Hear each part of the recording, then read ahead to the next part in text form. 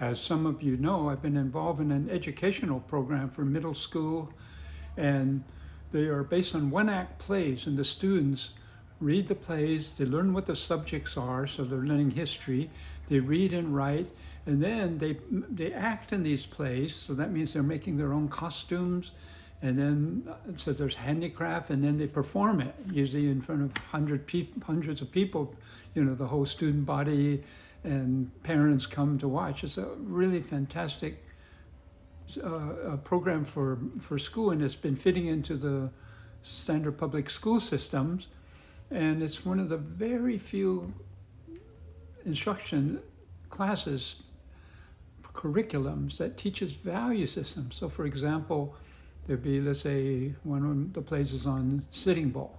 So the moral issues, like the manifest destiny of Americans collides with the Native Americans that have right to their own land, and so there's true issues that come out.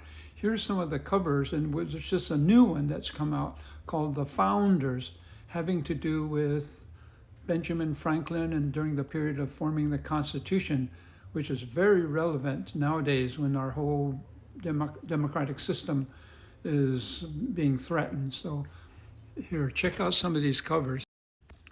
Like here's one, Ballad of Sitting Bull, which is a play about the Native American Indian situation.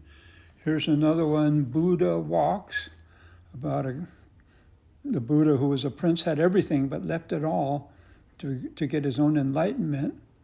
Here's one of Socrates, and going against the democratic system. Of course, he has to take that poison because of democracy. So there's some real nice issues that the kids are exposed to. This is called Galileo's Crime. So Galileo did all these wonderful discoveries on the stars only to come up against the Catholic Church, which is ready to, really do him in.